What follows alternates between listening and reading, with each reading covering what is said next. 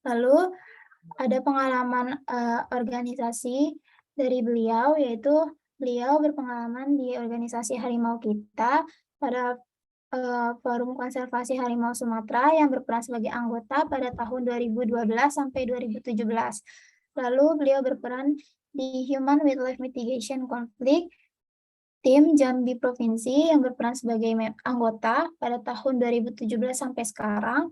Lalu beliau berpengalaman di kelompok studi primata UIN Syarif Hidayatullah Jakarta yang berperan sebagai kepala penelitian dan development pada tahun 2008 sampai 2009, lalu berperan sebagai Vice Chairman pada tahun 2010 sampai 2011. Yang terakhir, beliau berpengalaman di Himpunan Mahasiswa Biologi Oriza Sativa pada UIN Syarif Hidayatullah Jakarta yang berperan sebagai Board Supervisor pada tahun 2011 sampai 2012.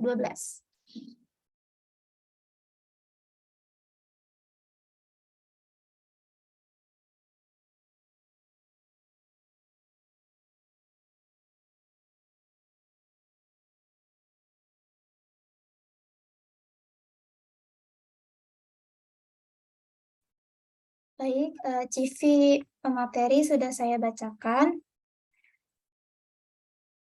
Kemudian saya ingin menyapa dulu nih pemateri kita pada hari ini. Assalamualaikum Pak Wantoso, selamat pagi Pak. Waalaikumsalam.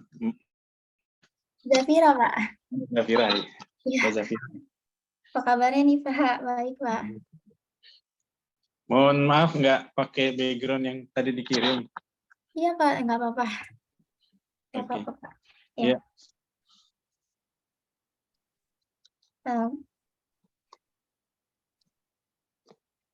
Kayaknya langsung aja ya. Kayaknya Pak Wantoso udah semangat banget nih buat ngasih materi kita pada hari ini di kelas 5 hari ini.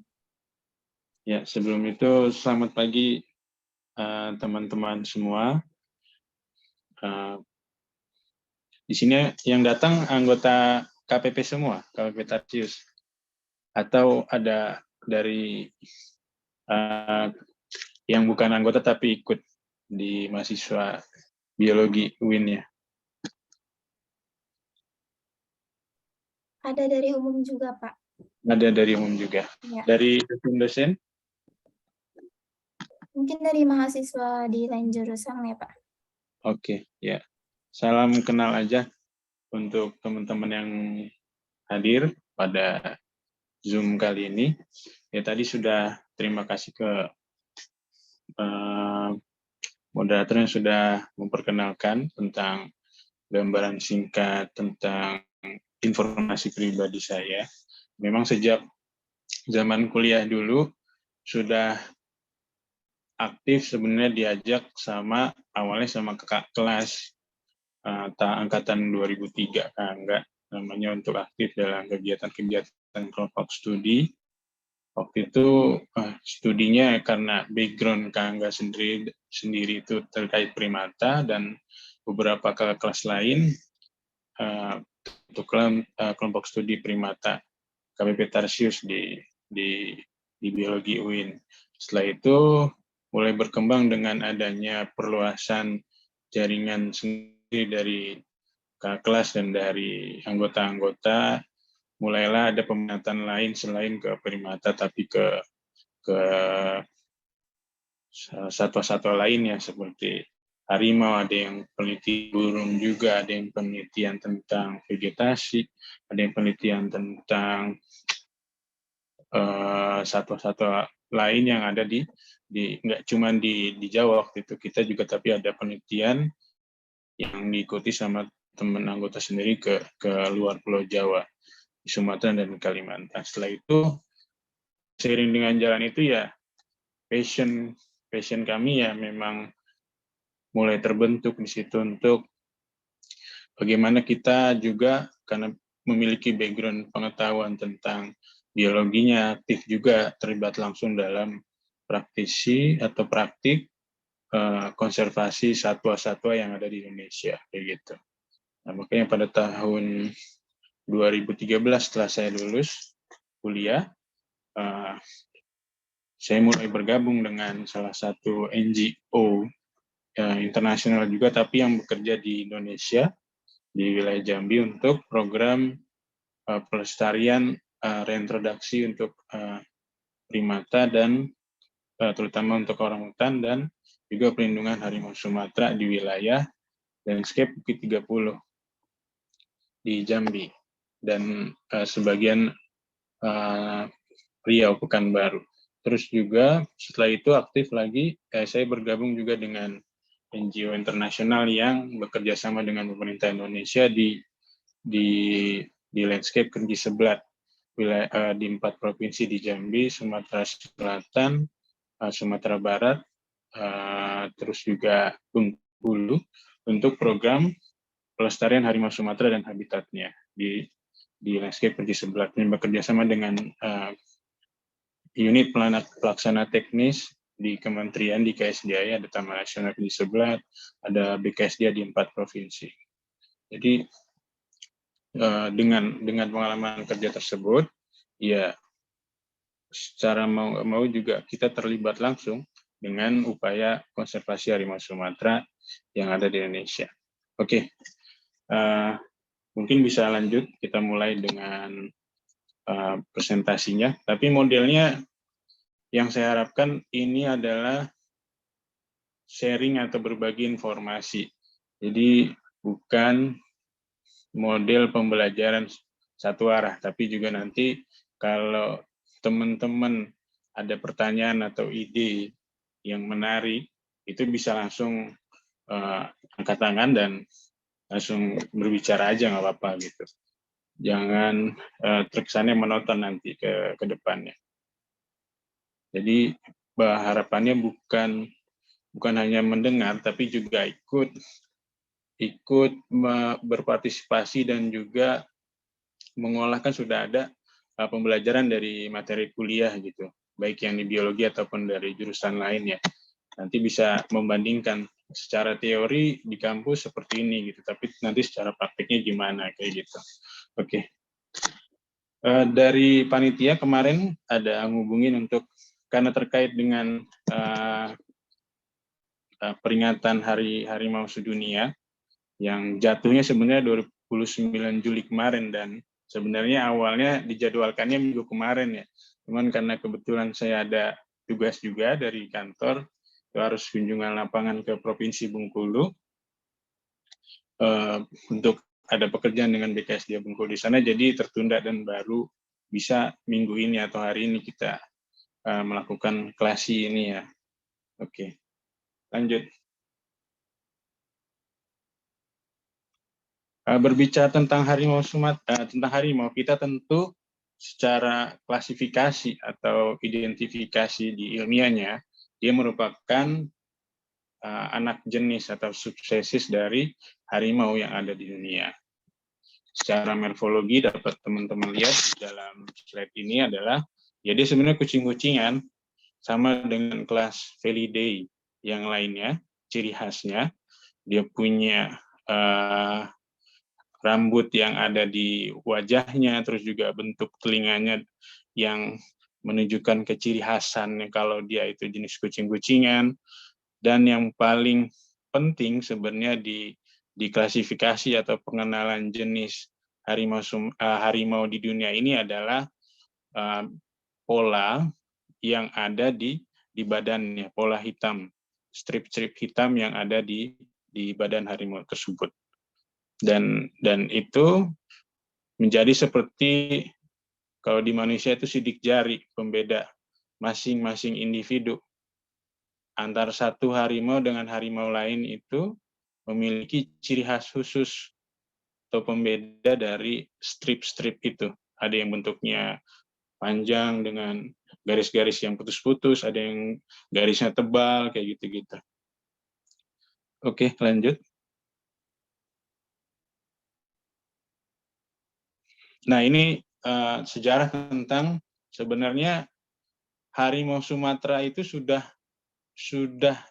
harimau itu sudah diteliti sejak abad ke-19 pertengahan gitu.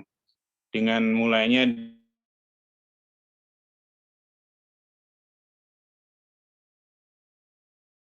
klasifikasinya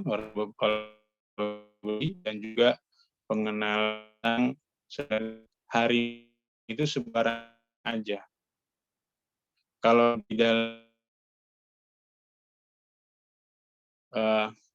kalau yang warna oranye itu untuk sejarah sebarannya, itu mulai dari wilayah Asia di Turki, terus juga dia sampai ke Rusia, sampai ke Asia Tenggara di wilayah kita di Indonesia, di Pulau Sumatera, di Pulau Jawa dan Pulau Bali. Dengan estimasi populasi yang paling awal melakukan studi harimau di dunia itu ya pada tahun 1999 oleh seorang peneliti dari Amerika, dia melakukan studi estimasi dengan metode yang seadanya waktu itu karena keterbatasan kemajuan teknologi. Mereka mengestimasi populasi harimau itu sekitar 5.000 sampai 7.000 dengan maksimal untuk seluruh harimau yang ada di dunia. Oke, lanjut.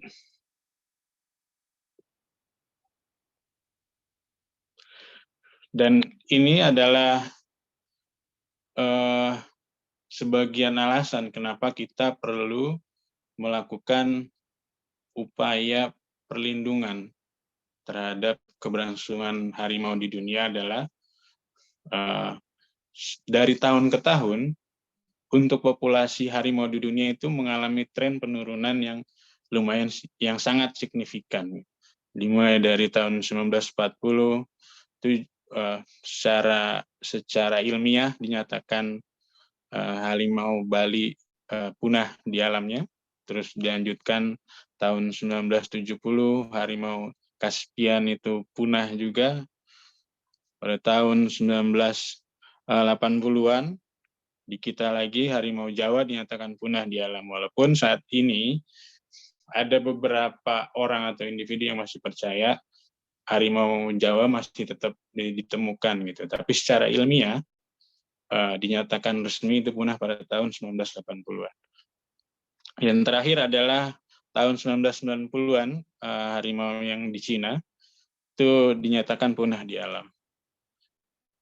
Tren tersebut masih berlanjut terus mengalami penurunan hingga saat ini. Nanti di slide terakhir akan terlihat untuk sebenarnya estimasi populasi harimau, bahkan harimau Sumatera itu ada beberapa menurut ahli-ahli konservasi dan biologi yang ada di Indonesia dan di dunia. Oke, lanjut.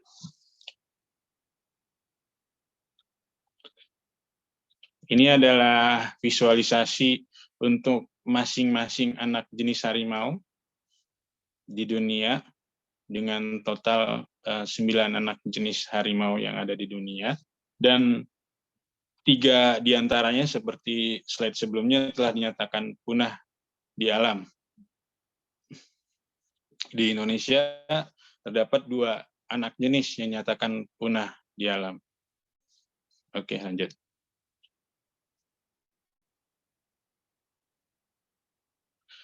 Nah, sekarang jika kita berbicara tentang harimau yang ada di Indonesia, sebagaimana pengantar tadi, itu terdapat 3 anak jenis harimau.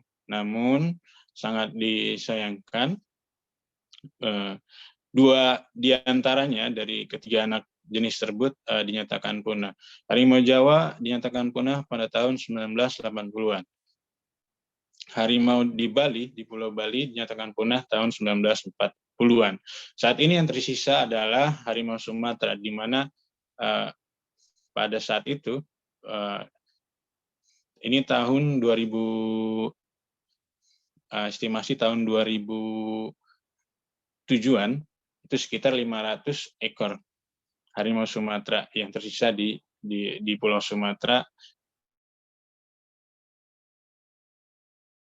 alam yang menjadi habitat yang sesuai bagi harimau Sumatera. Lanjut. Nah, ini adalah gambaran fakta tentang informasi secara umum harimau Sumatera. ini adalah sebenarnya adalah kumpulan informasi-informasi yang dikumpulkan oleh lembaga-lembaga non pemerintah bersama dengan lembaga di kementerian, sehingga menjadi semacam resume tentang informasi harimau Sumatera. Ya, yang sebagaimana teman-teman juga mungkin udah tahu, karena harimau Sumatera ini dikenal sebagai top predator, atau kalau di piramida rantai pakan dia sebagai spesies yang berdiri di puncak rantai makanan. Terus juga dia sebarannya ada di Pulau Sumatera, dimulai dari Provinsi Aceh sampai dengan Provinsi Lampung yang paling ujung, dengan satwa mangsa yang utama adalah rusa sambar dan babi hutan. Terus juga fakta lainnya adalah ternyata harimau Sumatera ini adalah harimau yang paling kecil di dunia jika dibandingkan dengan anak jenis lainnya. Terus juga ternyata harimau ini itu bisa berenang. Dia jago berenang karena ya ini juga mungkin saya bisa nyampaikan juga cerita-cerita yang ada di lapangan gitu. Jadi ketika teman-teman tim saya sedang melakukan patroli di dalam kawasan hutan di Taman Nasional di sungai, mereka melewati sungai, dan secara kebetulan mereka bertemu dengan harimau Sumatera, dan memang benar harimau ini sangat pinter banget. Dia bisa berenang, terus juga loncatannya itu sangat sangat sangat jauh gitu. Bisa sampai 2 meter ketika dia loncat dari batu ke batu gitu. Terus juga harimau Sumatera ini secara adat dan kultur di masyarakat Sumatera memiliki nilai yang sangat penting sebenarnya. Dia dikenal sebagai satwa yang memiliki karismatik gitu. Teman yang melihat harimau secara langsung di alam pun kesannya itu seperti stagnan ketika melihat harimau tersebut, terpukau gitu, dengan dalam tanda kutip menunjukkan ketundukan. Jadi kesannya memang benar dialah raja hutan gitu, harimau Sumatera ini, kayak gitu. Terus juga fakta lainnya adalah ternyata harimau ini juga di dalam air liurnya itu terdapat antiseptik yang dapat berfungsi membantu sebagai antibiotik ketika dia ada luka-luka di tubuhnya. Makanya kadang kita melihat ketika di kebun binatang dia suka jilat-jilatin kalau ada lukanya. Itu bagian alami dari perilaku dia untuk mencegah sebenarnya terjadinya infeksi. Kayak gitu. Oke, lanjut. Ini adalah habitat harimau yang tersisa di Pulau Sumatera berdasarkan kajian yang dilakukan oleh KLHK bersama dengan mitra-mitranya dari lembaga-lembaga dan non-pemerintahan. Teridentifikasinya terdapat 22 bentang alam yang tersisa yang mendukung keberlanjutan harimau Sumatera di kawasan tersebut gitu. Bentang alam ini tersebar dari yang paling atas itu ada di Provinsi Aceh, itu namanya bentang alam Leuser dan Ulumasen, yang memiliki nilai konservasi atau prioritas harimau Sumatera yang kalau di ranking itu prioritas 1. Tiger Conservation Landscape prioritas 1 secara dunia.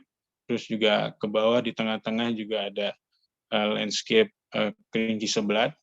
Ini masuk juga dengan TCL 1, Tiger Conservation Landscape 1, sampai ke bawah terakhir di Waikambas dan BBS. Dari gambar ini juga dapat kita ketahui peta ini yang paling luas itu yang tadi untuk lumasen, Laucera-Lumasen yang atas, dan di tengah-tengah kerinci sebat landscape. Dua landscape itu sebenarnya yang kalau diperingkatkan paling prioritas yang menjamin keberlanjutan harimau Sumatera ke depannya. Selain itu juga sebenarnya ada lokasi-lokasi lain di luar kawasan Taman Nasional atau kawasan yang dilindungi juga ditemukan. Dan tentunya pada kawasan-kawasan ini itu perlu perhatian khusus dan juga perlu upaya perlindungan dan juga pelibatan masyarakat sekitar yang ada di kawasan-kawasan istilahnya kawasan-kawasan penyangga area Taman Nasional. Oke, lanjut.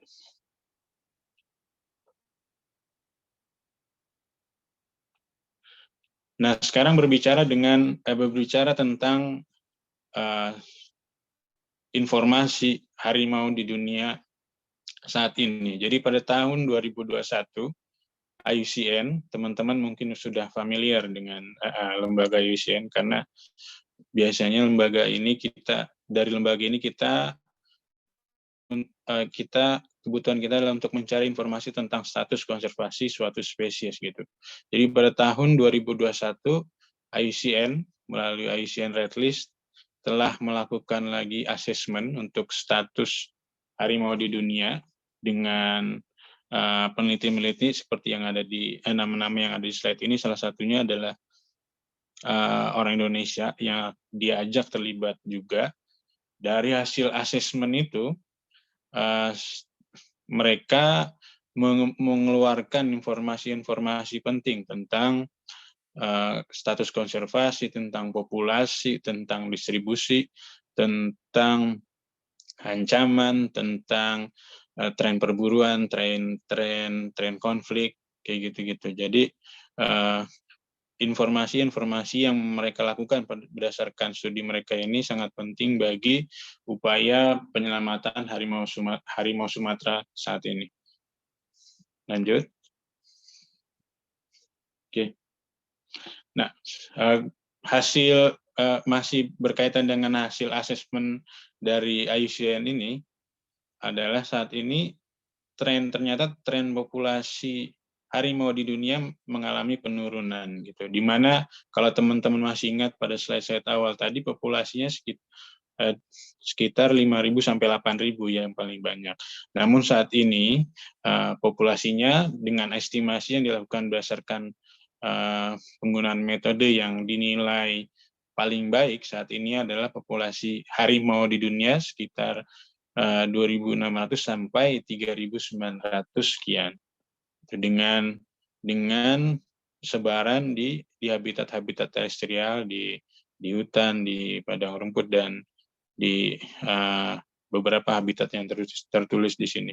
Jadi bisa dilihat pada peta ini adalah untuk warna orange itu adalah harimau yang ada atau area-area yang terdeteksi keberadaan harimau di area tersebut.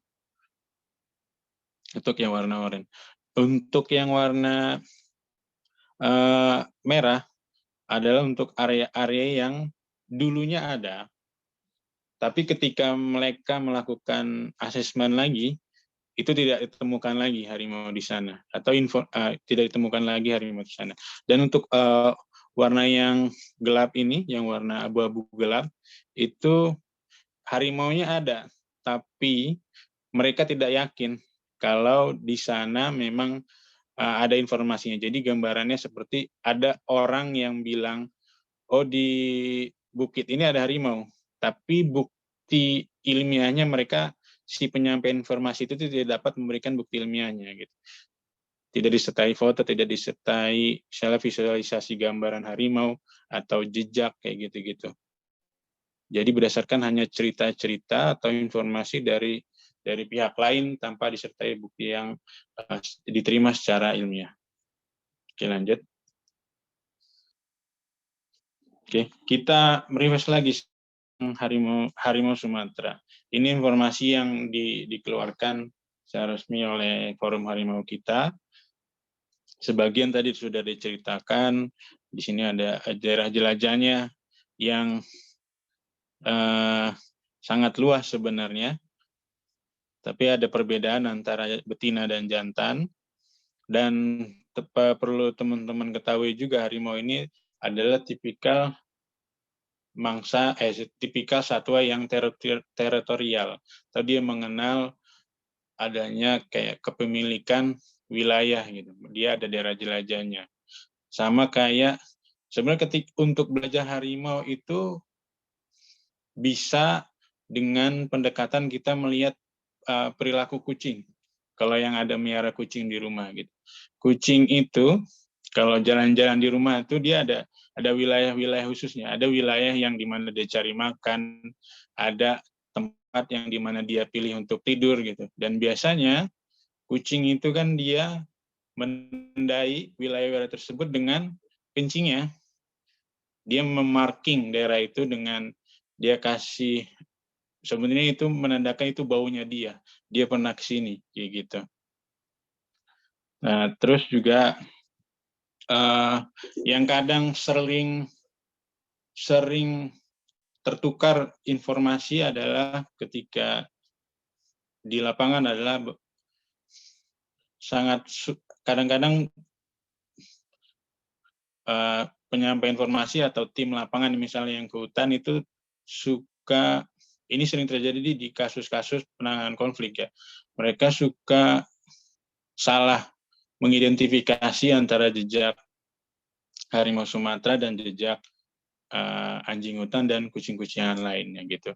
Jadi sangat penting sebenarnya bagi orang-orang yang mau terlibat dengan upaya konservasi harimau Sumatera ini, pengenalan tentang morfologi, tentang perilaku, dan tentang habitatnya harimau itu tersendiri. Lanjut. Ya, ini ada informasi yang menarik sebenarnya yang penting terkait dengan upaya pelestarian harimau Sumatera di Indonesia. Jadi pada tahun 2016, Forum Harimau kita dan beberapa lembaga-lembaga NGO bersama dengan Dirjen KSDA itu melakukan suatu kajian tentang penilaian sebenarnya memperkirakan kemungkinan suatu populasi itu dapat bertahan selama beberapa tahun di suatu wilayah gitu. Jika kita ingat pada slide sebelumnya, pada slide sebelumnya itu terdapat 20 sekian landscape yang saat ini dinilai memiliki kemampuan untuk mendukung keberadaan harimau Sumatera gitu. Namun kita belum tahu sebenarnya seberapa lama, seberapa kuat area tersebut atau landscape tersebut atau hutan tersebut mampu mendukung harimau yang ada di area tersebut gitu. Dan dengan pendekatan jumlah populasi yang ada dan juga dengan pendekatan faktor-faktor yang ada di area tersebut atau di hutan tersebut. Oke, lanjut. Nah, berdasarkan studi itu atau penilaian itu teridentifikasi lagi dari 20. Halo? Ya. Ada yang mau nanya?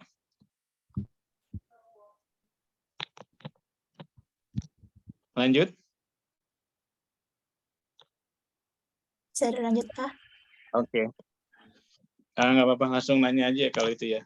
Jadi dari studi tersebut teridentifikasi lagi untuk dasar tadi, balik lagi ya, dasarnya adalah mereka ingin mengidentifikasi sebenarnya area atau landscape mana yang punya daya dukung paling baik untuk keberlangsungan populasi harimau yang ada di Indonesia. Jadi hasil dari studi tersebut teridentifikasi 3 kategori utama untuk landscape yang ada di Pulau Sumatera. Mereka membuat kategori yang pertama adalah landscape dengan nilai besar. Itu dengan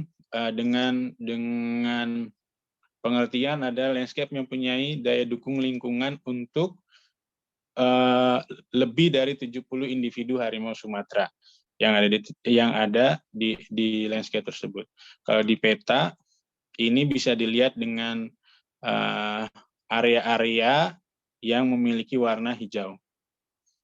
Area tersebut adalah yang tadi yang saya ceritakan. Yang pertama itu ada di Ulumasen Leuser di Aceh. Terus yang kedua adalah di landscape Kerinci Sebat Landscape dan Batanghari yang di tengah-tengah. Mulai dari Provinsi Sumbar, terus Jambi, terus Sumatera Selatan dan Bengkulu. Terus landscape yang mempunyai daya dukung sedang. Dengan artian mereka landscape tersebut mampu memiliki daya dukung lingkungan untuk menampung individu harimau kurang dari 70 individu. Itu bisa dilihat dari simbol warna di peta yang warna oranye. Ada sebagian di atas di Medan, terus juga di Sumatera Barat, juga ada di Pekanbaru, terus ada di Lampung yang paling bawah, di Bukit Barisan Selatan. Yang terakhir adalah landscape yang kecil, yang dengan artian landscape yang ukurannya kecil dan juga kondisi alamnya itu biasanya rawa gambut, hingga untuk mendukung harimau secara jangka panjang sangat tinggi untuk pengaruh dari faktor lingkungannya dengan kondisi hutannya. Lanjut.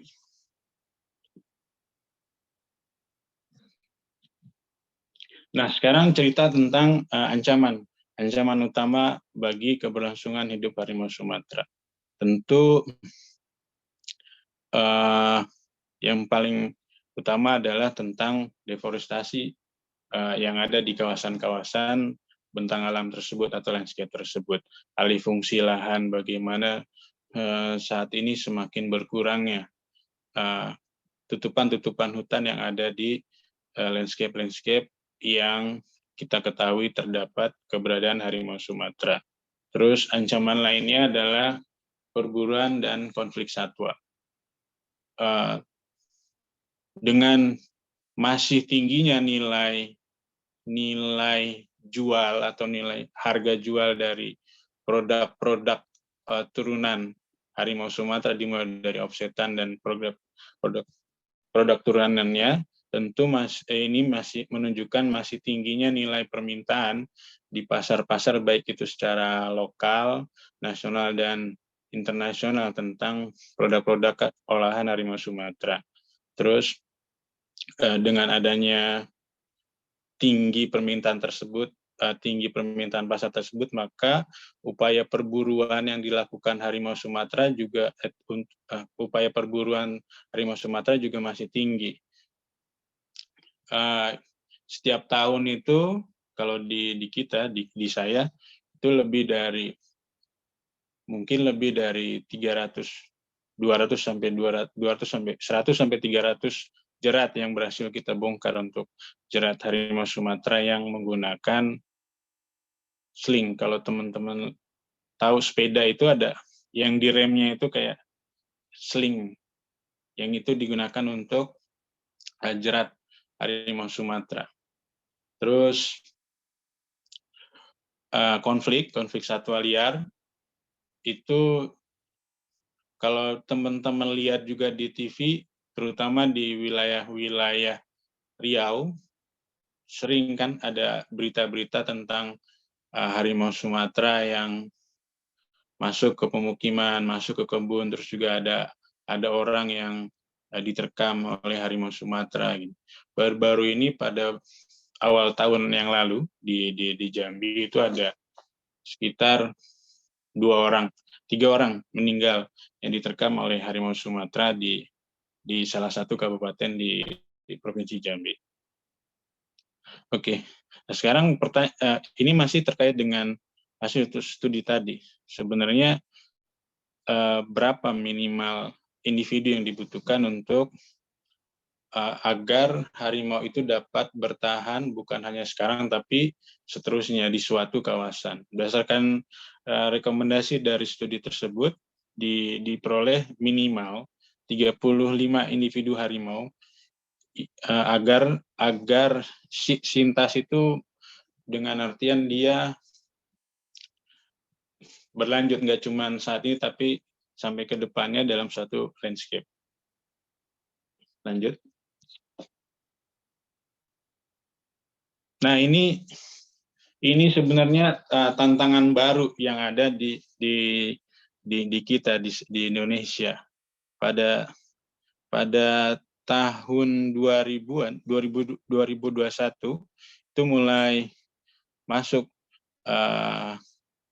African Swine Fever atau flu babi yang biasanya terjadi di babi baik itu babi hutan maupun babi yang domestik yang biasa di makanan itu ternyata pada tahun 2021 kita di Sumatera itu mengidentifikasi juga ternyata itu mempengaruhi intensitas kejadian konflik. Kenapa mempengaruhi intensitas kejadian konflik? Jika teman-teman ingat kembali, babi hutan ini merupakan salah satu satwa mangsa favorit selain rusa sambar bagi harimau Sumatera gitu. Jadi dengan kematian atau berkurangnya populasi babi hutan di suatu kawasan itu ternyata mempengaruhi si harimaunya. Jadi harimaunya cenderung dia malah mendekati area-area pemukiman warga atau area-area yang digunakan oleh masyarakat dalam mencari sumber penghasilan. Kayak area-area kebun ya secara umum sih. Jadi kasus penyakit ini itu secara langsung juga mempengaruhi intensitas kejadian konflik. Konflik jadi semakin tinggi. Tingkat kejadian konflik semakin tinggi. Konflik harimau Sumatera dengan manusia jadi semakin tinggi. Oke, lanjut. Nah, sekarang Bapak izin mengingatkan waktunya tersisa 10 menit lagi. Oke, tinggal dikit lagi slide-nya. Iya, Pak. Sekarang sebenarnya bagaimana upaya yang telah dilakukan oleh pemerintah Indonesia dan semua elemen-elemen yang berkontribusi dalam upaya pelestarian harimau Sumatera. Yang pertama adalah melakukan penilaian tentang populasi harimau Sumatera yang ada di seluruh wilayah Pulau Sumatera. Hal ini sebenarnya sudah dilakukan sejak tahun 2007 sampai 2009. Terus juga dilakukan lagi sampai pada tahun 2018 dan 2021. Metodenya adalah ini sama dengan skripsi saya, survei okupansi namanya. Itu melihat, kalau secara sederhananya melihat probabilitas atau kemungkinan harimau itu menghuni suatu area hutan, kayak gitu. Jadi dari dasar itu peneliti-peneliti dapat mampu menilai atau memprediksi populasi harimau yang ada di suatu kawasan. Oke. Lanjut. Nah, ini sebenarnya apa yang sudah dilakukan oleh pemerintah dan juga mitra-mitra pemerintah. Yang pertama adalah sudah dilakukannya, sudah ada dukungan tentang peraturan kebijakan terkait upaya pelestarian harimau Sumatera. Dimulai dengan peraturan-peraturan undang-undang, terus juga peraturan menteri yang dituangkan sampai dengan strategi aksi konservasi harimau Sumatera yang awalnya dibuat pada tahun 2007 dengan periode strategi aksi konservasinya 2007 sampai 2017. Saat ini sedang dilakukan penyusunan strategi aksi dan konservasi untuk tahun 2017 sampai 10 tahun ke depannya, tapi masih dalam proses review. Terus juga banyak sekarang karena sudah jadi perhatian dunia, sudah banyaknya investasi yang dilakukan bukan hanya dari Indonesia tapi dari luar negeri untuk mendukung upaya pelestarian harimau Sumatera. Terus di level lapangan juga mulai banyaknya juga unit-unit patroli yang tugasnya untuk melakukan patroli dan pengamanan, monitoring di area-area landscape prioritas harimau Sumatera. Terus juga sudah terbentuknya satuan tugas untuk penanganan konflik harimau Sumatera di masing-masing provinsi. Terus juga ada unit-unit yang terbentuk untuk penanganan perburuan dan perdagangan satwa liar. Oke, lanjut. Ini tadi yang saya ceritakan. Oke, sudah cukup. Silakan teman-teman dikembalikan lagi.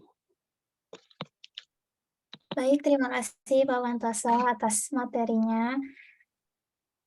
Setelah pemaparan materi, kita beranjak ke diskusi sesi tanya-jawab. Ingatkan kembali kepada para peserta kelas hari ini, pada sesi tanya-jawab, peserta yang ingin bertanya dipersilakan untuk raise hand terlebih dahulu, kemudian baru mengaktifkan mikrofon.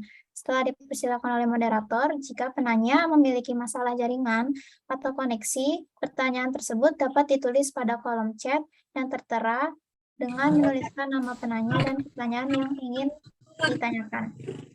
Langsung aja yuk untuk peserta yang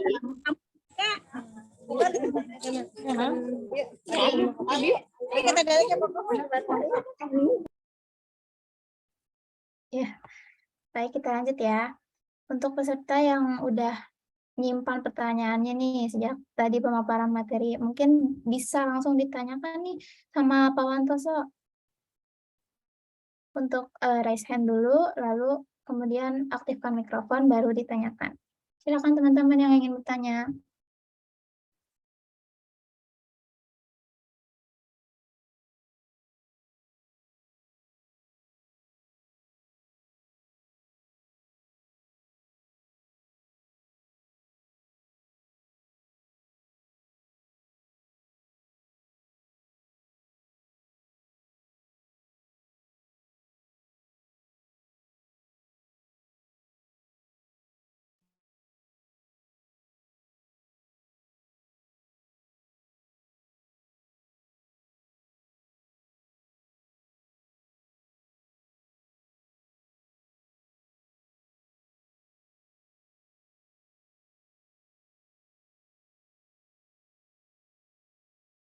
Boleh teman-teman yang udah nyiapin pertanyaannya langsung ditanyain aja.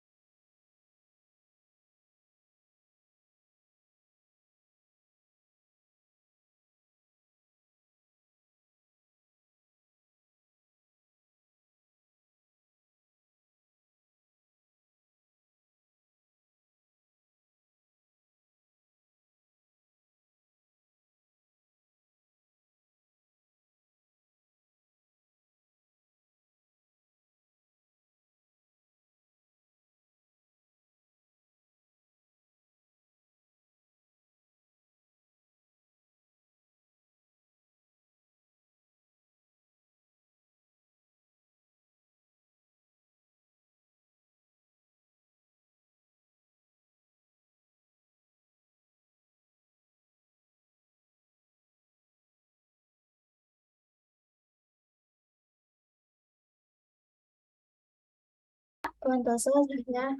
Saya Tri Rizky Ramadan, mahasiswa semester 2 ingin bertanya, sudah banyak upaya perlindungan terhadap kepunahan harimau Sumatera, tapi mengapa setiap tahun harimau Sumatera terus mengalami kepunahan? Terima kasih. Boleh Pak langsung dijawab. Ya, terima kasih. Sebelum saya jawab, dari yang lain ada yang mau jawab nggak?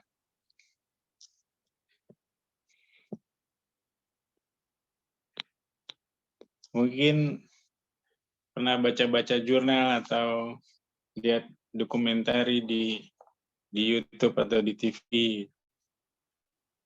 Nggak apa-apa, kita sharing aja.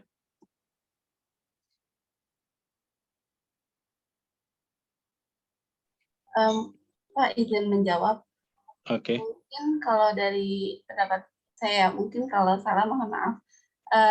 Perkembangbiakan harimau mungkin nggak begitu banyak kayak hewan-hewan lain ya Kak, ya Pak. Jadi walaupun ada upaya perlindungan terhadap hewan tersebut, mungkin karena perkembangbiakannya juga nggak begitu banyak, bisa terancam juga. Gitu sih Pak, menurut saya. Terima kasih.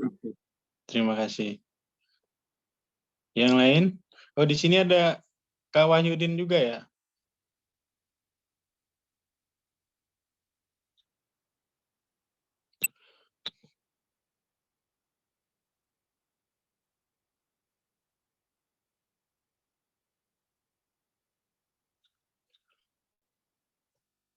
Yang lain ada yang mau jawab juga nggak? Nambahin.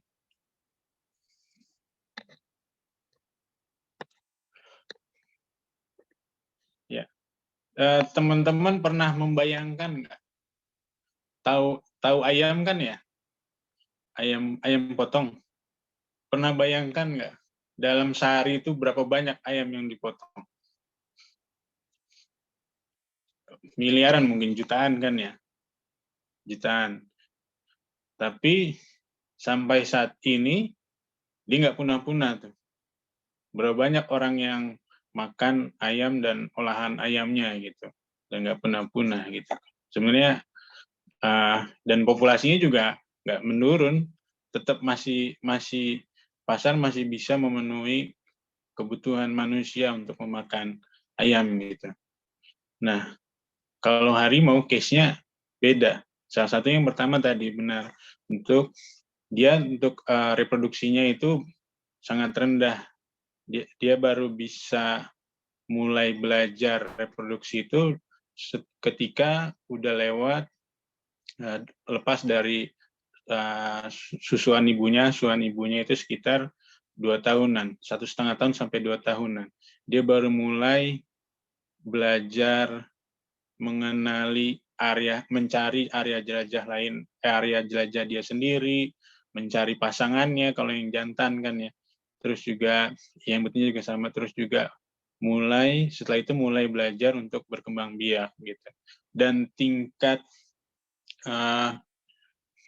anak yang dihasilkan pun nggak banyak. Dia cuman paling banyak itu 3, tapi sangat rendah tingkat keberhasilan 3 anak itu hidup, tumbuh, dan besar sampai dewasa, sampai bisa mampu berkembang biak lagi itu di alam gitu. Yang paling mungkin adalah 1 atau 2 individu maksimal dia bisa bertahan di alam liar gitu. Sehingga dengan adanya kondisi tersebut, kemampuan dia untuk pulih lagi secara alami tanpa bantuan atau intervensi manusia itu sangat rendah gitu. Dengan kondisi tersebut, maka dibutuhkan intervensi dari manusia gitu. Sebenarnya kalau merujuk dari Al-Qur'an itu sebenarnya siapa yang menjadi penyebab utama dalam kerusakan alam di dunia ini? Ada yang tahu?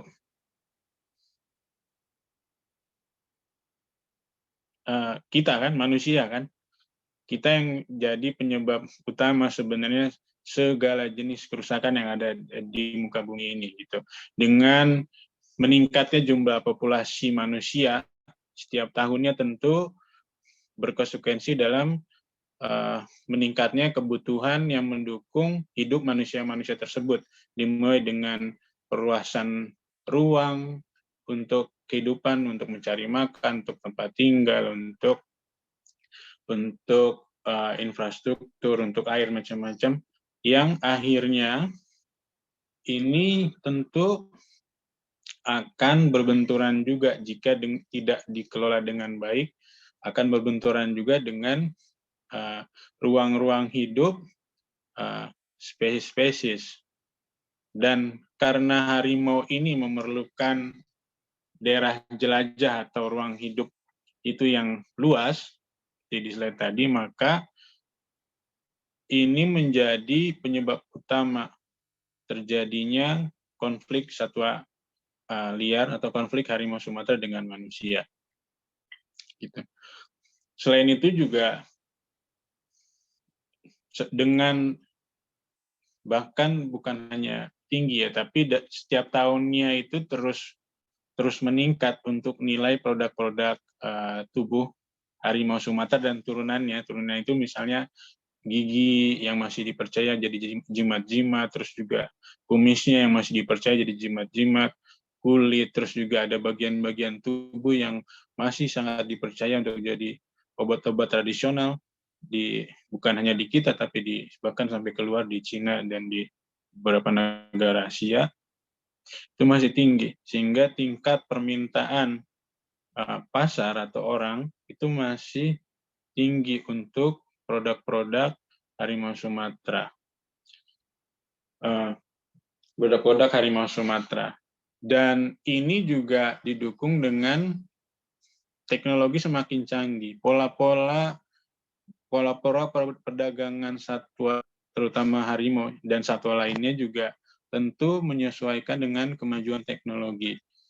Jika dulu yang belum majunya untuk akses internet, pola perdagangan dan penjualan satwa ini masih menggunakan misalnya hanya telepon dan dari mulut ke mulut ya. Tapi sekarang kan udah sampai, ya mungkin teman-teman juga pernah lihat ada forum jual beli di internet yang menjual satwa yang dilindungi secara ilegal kan, tapi masih ketemu gitu kan di beberapa platform sosial media atau forum jual beli gitu. Ini ibaratnya kita dan kemajuan teknologi itu semakin pesat dan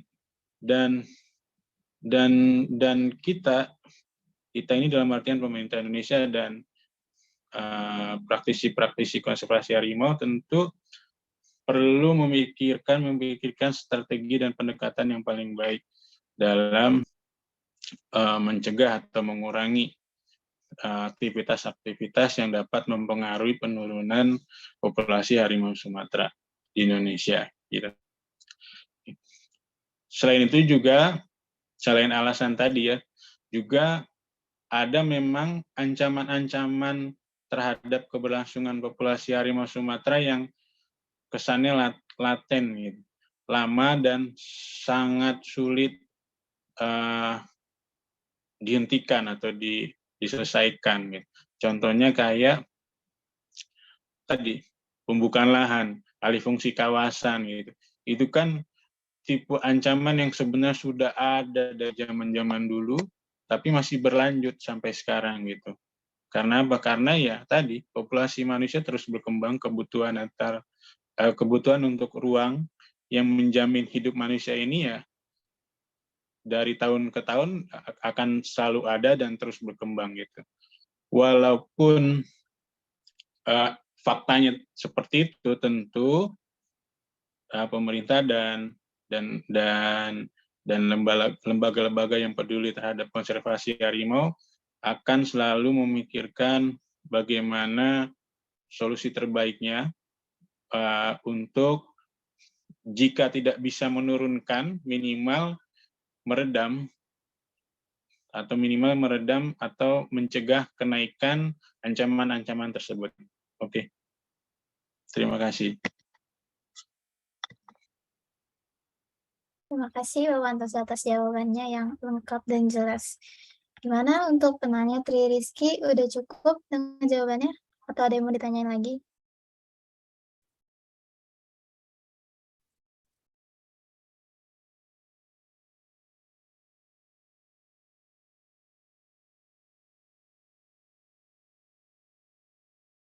Kayaknya sudah cukup. Cukup jelas. Terima kasih, Pak. Selanjutnya ada pertanyaan lagi nih di chat Zoom, Pak.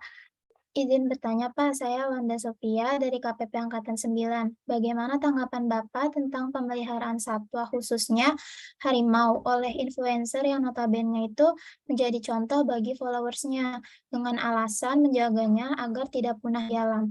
Apakah dapat mengganggu keseimbangan alam? Terima kasih, Pak. Terima kasih. Memang ini pertanyaan yang viral ya, dan banyak juga jadi perbincangan, perdebatan bukan hanya di internet tapi di kalangan pemerhati satwa pun jadi perdebatan gitu.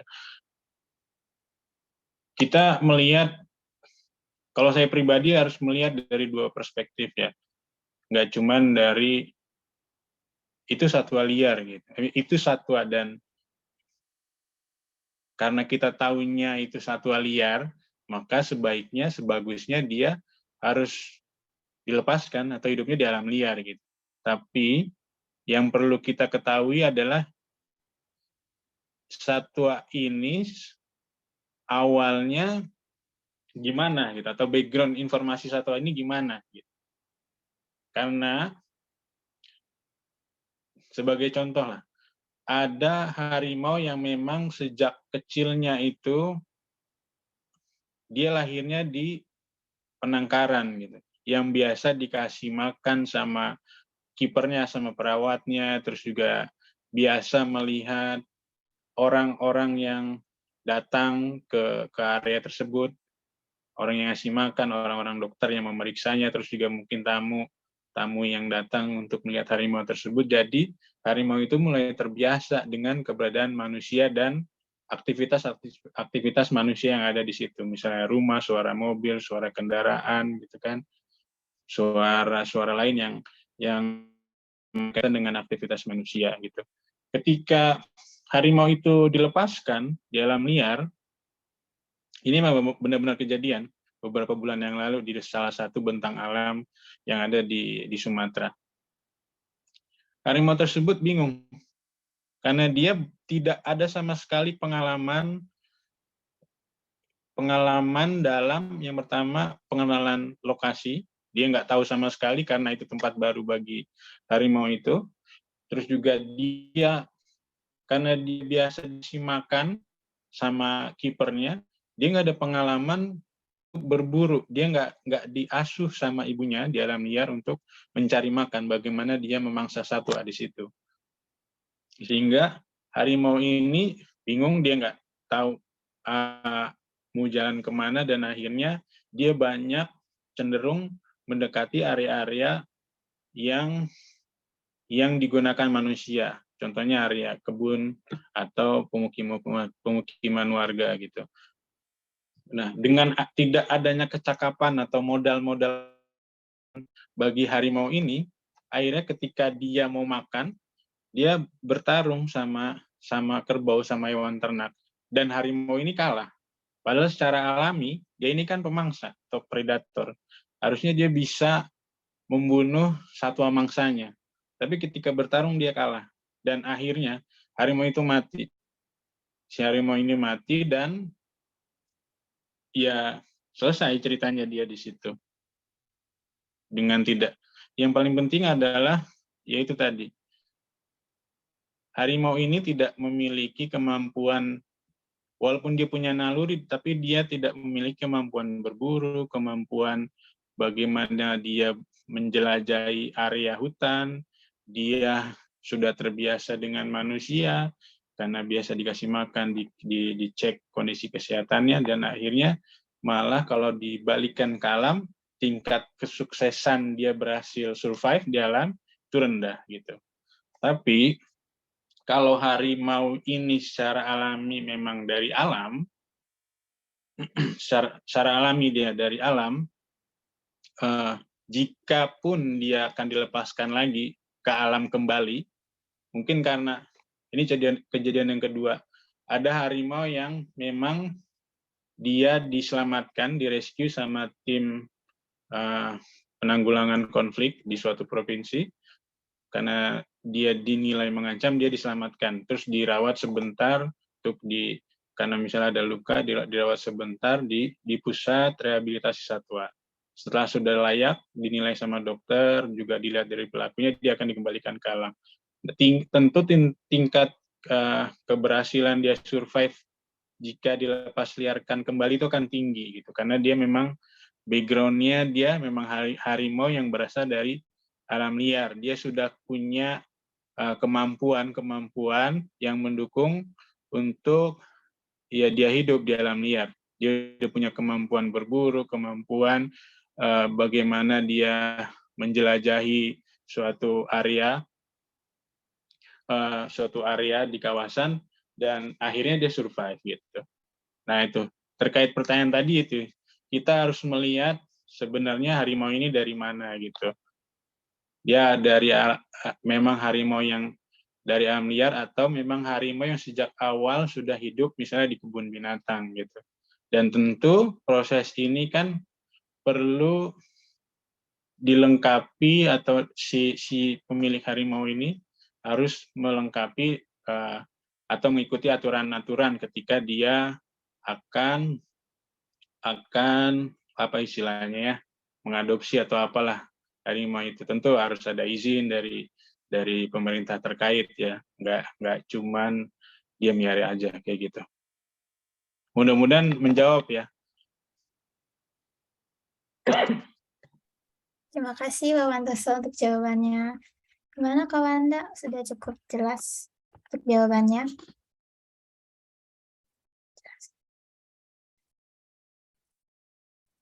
Baik, mungkin kita lanjut sudah cukup jelas kali ya Kak jawabannya. Kita lanjut ke pertanyaan terakhir kali ya. Assalamualaikum, perkenalkan saya Wahyudin dari KPP Angkatan Ketiga. Mau bertanya kepada Pak Wantoso, dari konflik-konflik yang terjadi antara harimau dengan manusia yang berakhir dengan korban jiwa, apakah manusia berpotensi atau sudah dianggap mangsa potensial bagi harimau sebagai efek atas berkurangnya satwa mangsa seperti babi dan rusa? Terima kasih. Terima kasih. Ya, iya Kak Wahyudin. Sebenarnya banyak pengetahuan juga Kak Wahyudin ini tentang harimau nih. Karena beberapa kali pernah ke forum harimau kita juga, terus juga aktif juga di isu-isu konservasi. Tapi untuk menjawab ini, kita balik lagi. Kenapa harimau itu menerkam manusia? Nah, berdasarkan catatan-catatan yang terjadi di lokasi-lokasi konflik yang ada di Pulau Sumatera, itu tipe-tipe harimau yang menerkam atau memangsa manusia itu yang pertama adalah harimau yang sudah tua. Dia memiliki keterbatasan atau memiliki kemampuan karena faktor usia untuk berburu satwa mangsa lagi. Si rusa, si babi ini kan, si rusa apalagi dia punya kemampuan survive juga. Ketika akan dimangsa dia tentu akan melawan kan. Dia bisa lari juga gitu. Bahkan ada yang bisa menyerang juga kayak tadi si kerbau itu. Nah, harimau tua ini sudah menurun kemampuan berburunya, sehingga dia akan memiliki kecenderungan untuk memangsa sesuatu yang lebih mudah gitu. Sesuatu yang lebih mudah. Dan yang mudah itu biasanya adalah area-area yang mendekati ke pemukiman atau area-area yang mendekati dengan area yang sering digunakan oleh manusia di kebun, terus juga di pemukiman-pemukiman. Yang kedua adalah harimau yang dalam kondisi sakit. Kondisi sakit juga ini akan mempengaruhi kemampuan si harimau itu dalam dalam memangsa satwa mangsanya. Dia aja sakit, gimana dia bisa menerkam rusa gitu, yang ada nanti harimau itu malah mati gitu. Yang terakhir adalah harimau ini adalah biasanya dia menerkam manusia karena ini masih dalam perdebatan, tapi ini sering terjadi, ada kayak pengaruh emosional dari harimau itu ke manusia-manusia yang ada atau yang menggunakan area-area di habitat harimau. Contohnya ada manusia yang dia masuk hutan terus dia menemukan anak harimau karena bentuknya bagus, juga karena punya nilai ekonomi, dia bawa pulang tuh harimaunya ke desa. Nah, setelah beberapa saat kemudian induknya ada, dia nyari kan anaknya. Habis itu karena dia tahu dia memiliki indera penciuman yang baik, dia tahu tuh anaknya dibawa dia mengikuti bau anaknya sampai ke desa, dan akhirnya harimau itu masuk ke wilayah desa, dan untuk menyelamatkan anaknya dia menyerang manusia, menerkam manusia sampai bahkan menimbulkan korban jiwa, manusianya mati. Karena pengaruh emosional si harimaunya, akhirnya dia menyerang manusia kayak gitu. Hal ini bukan hanya berarti manusia sebagai satuannya. Secara alami manusia sebenarnya bukan mangsa harimau, tapi karena kondisi-kondisi yang ada di harimau itu menjadikan secara nggak langsung ya si manusia ini diterkam sama harimau. Kayak gitu. Jelas nggak? Atau belibet? Efek lainnya yang tadi, yang cerita di penyakit flu babi gitu. Karena mulai berkurangnya populasi babi di suatu kawasan, karena dampak penyakit ini dari temuan kita di lapangan gitu ya. Kalau sudah ada babi yang terinfeksi satu aja, habis itu dia akan berdampak ke individu-individu babi lainnya. Sehingga pada yang kita temukan dalam 3 bulan periode itu kita sama sekali nggak menemukan babi hutan sama sekali di suatu area. Dan pada periode 3 bulan itu intensitas harimau yang mendekati area pemukiman itu semakin tinggi pada 3 bulan itu. Setelah itu, karena populasi babinya sudah mulai pulih lagi, intensitas harimau ke pemukiman atau ke kebun itu mulai berkurang lagi. Kayak gitu. Ya, makasih. Terima kasih Pak Wantoso sudah menjawab pertanyaannya. Gimana kalau Yudin, sudah cukup jelas atas jawabannya? Alhamdulillah jelas banget. Terima kasih.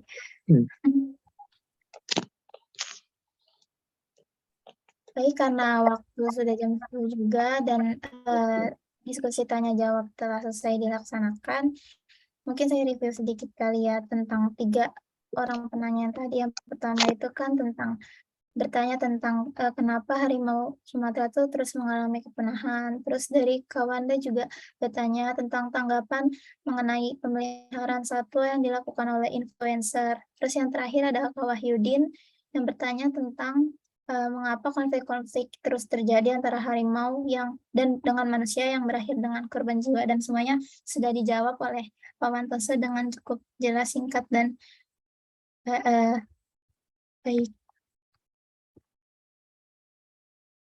Baik, selanjutnya sesi pemaparan materi dan juga diskusi tanya jawab telah selesai dilaksanakan, dan saya akan membacakan sedikit rangkuman dari materi yang telah disampaikan sebelumnya oleh Pak Wantoso. Di antaranya itu setiap harimau itu memiliki ciri khas dari setiap individu yang berbeda-beda, yaitu dilihat dari pola hitam atau strip-strip hitam yang ada di badannya. Yang kedua itu, harimau sudah diteliti sejak pertengahan abad ke-19. Sebaran harimau Sumatera itu ada di Pulau Jawa, Bali, dengan populasinya itu kurang lebih 5.000 sampai 70.000 ekor harimau. Dari tahun ke tahun, harimau mengalami penurunan yang signifikan. Pada tahun 1990, harimau di Cina telah mengalami kepunahan di alam. Lalu di Indonesia ini ada 3 jenis anak harimau. Yang pertama itu harimau Jawa yang telah mengalami kepunahan pada tahun 1980. Lalu yang kedua ada harimau Bali yang telah mengalami kepunahan di tahun 1940.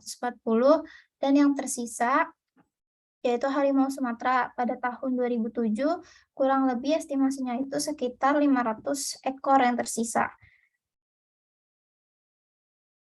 Terus ada fun fact-nya juga, ternyata harimau itu bisa berenang dan melompat. Dan air liur harimau itu juga bisa berperan sebagai antibiotik. Selanjutnya, berdasarkan hasil dari IUCN, harimau terus mengalami penurunan yang sebelumnya itu ada 5.000 sampai 8.000 ekor di dunia. Tapi sekarang menjadi 2.600 sampai 3.900 ekor di dunia.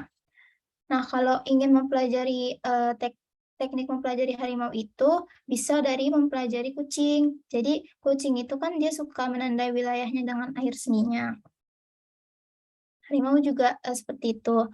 Terus landscape harimau yang tersisa itu ada 3 bagian besar. Yang pertama itu ada landscape besar, ada di Aceh. Landscape-nya ini ada landscape Kerinci Seblat dengan daya dukung lingkungannya itu kurang lebih dari 70 individu. Lalu kedua ada landscape sedang, ada di Bukit Barisan. Dengan daya dukung lingkungannya itu kurang dari 70 individu. Dan yang terakhir ada landscape kecil, yaitu rawa dan rawa gambut. Nah, terakhir itu ada ancaman utama harimau Sumatera. Ada 2, yang pertama itu ada deforestasi dan perburuan dan konflik. Terus apa aja yang udah dilakuin sama kita sebagai manusia itu? Yang pertama itu udah ada kebijakan yang mengatur tentang konservasi harimau. Yang kedua itu banyaknya investasi dari dunia luar dan Indonesia untuk konservasi harimau. Dan yang terakhir itu telah dibentuknya unit-unit untuk konservasi harimau dan banyak upaya-upaya yang telah dilakukan dan sedang dilakukan oleh pemerintah terhadap konservasi dan perlindungan harimau tersebut. Baik, demikian rangkuman yang telah saya bacakan. Sekarang sesi pemaparan materi dan diskusi telah berakhir.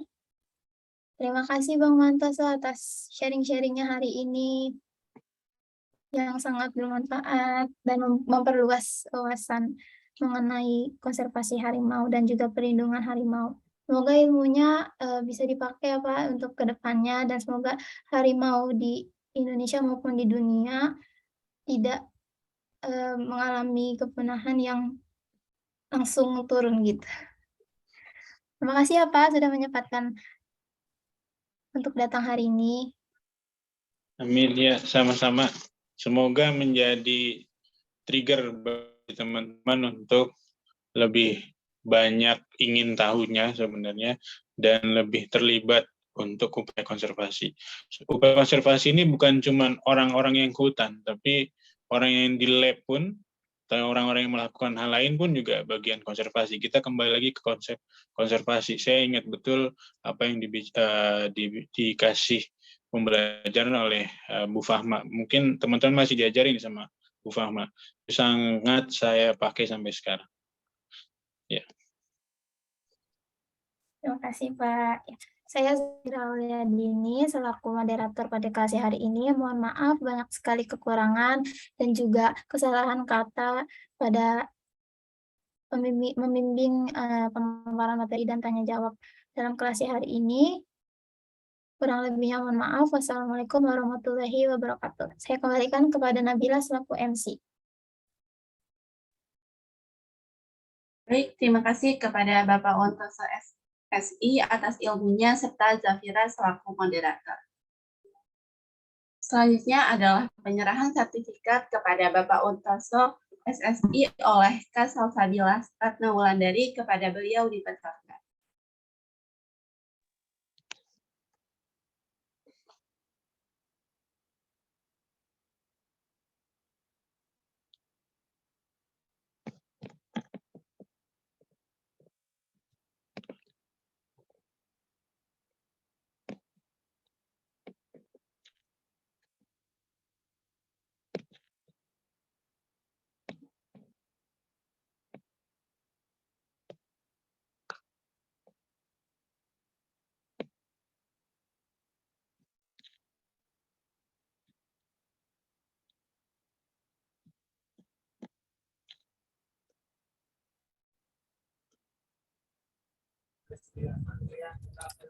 Terima kasih.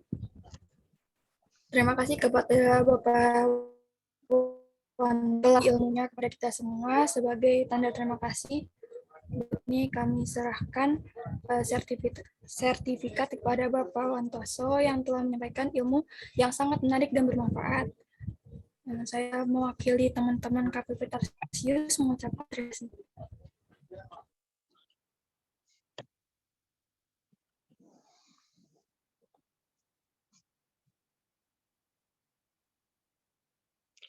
Ya, terima kasih banyak atas apresiasinya. Tetap semangat selalu, teman-teman.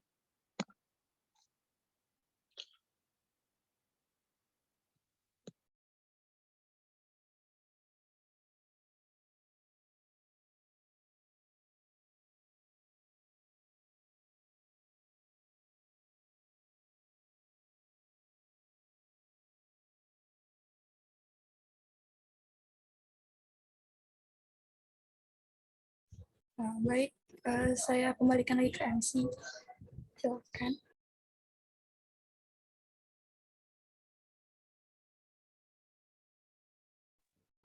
Terima kasih.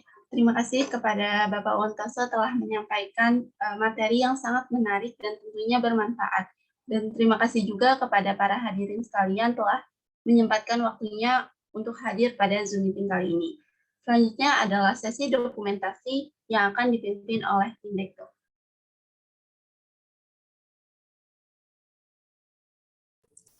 Sebelum mulai dokumentasi, yang belum mengaktifkan kamera Zoom-nya segera mengaktifkannya ya.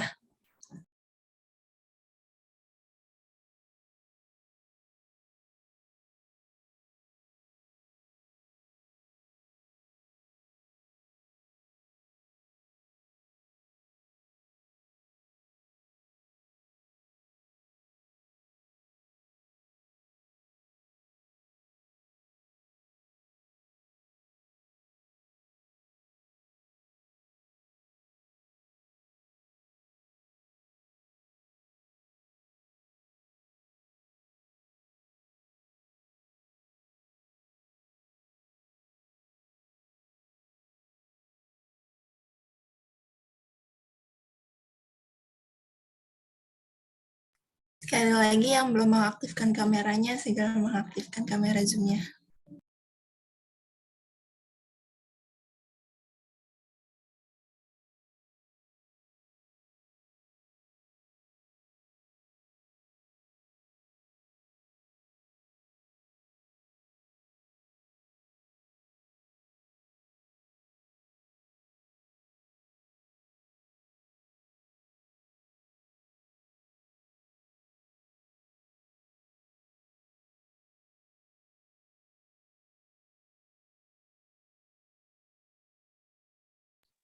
Oke, sesi dokumentasi akan dimulai dari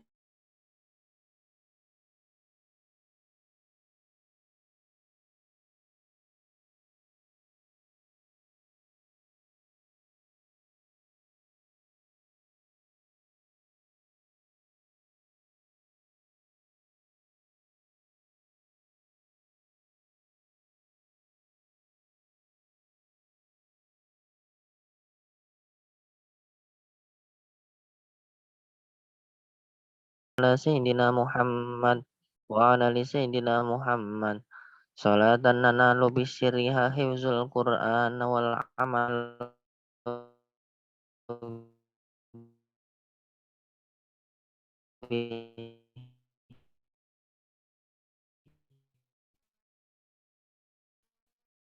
warzuqna syarru min kulli mawjud salatan tuhafiduna bihal Qur'an wa tusabbit biha fi qulubinal iman.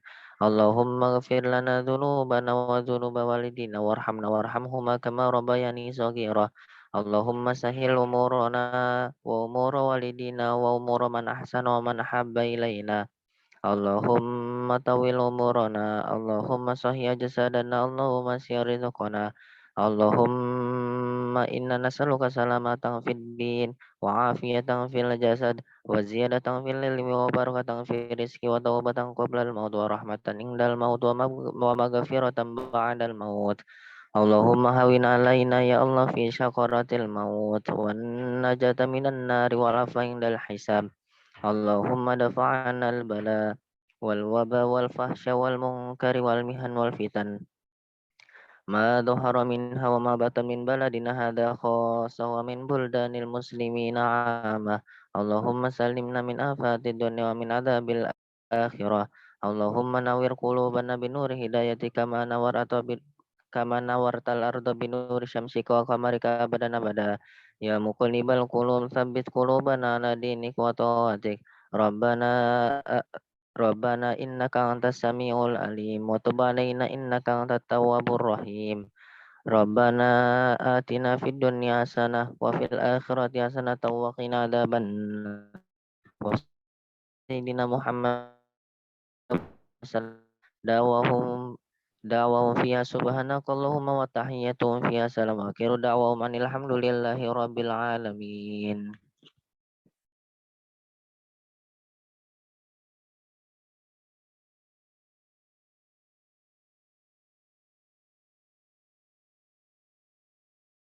Alhamdulillah, selesai sudah acara klasi pada hari ini. Semoga ilmu yang disampaikan dapat bermanfaat bagi kita semua. Saya selaku perwakilan dari panitia mohon maaf apabila ada banyak. Sebelum ditutupnya acara, kita bersama-sama membaca doa kafaratul majlis. Subhanakallahumma wa bihamdika asyhadu an la ilaha illa anta astaghfiruka wa atubu ilaik. Acara saya tutup, sampai bertemu di kelas berikutnya. Terima kasih. Wassalamualaikum warahmatullahi wabarakatuh. Waalaikumsalam warahmatullahi wabarakatuh.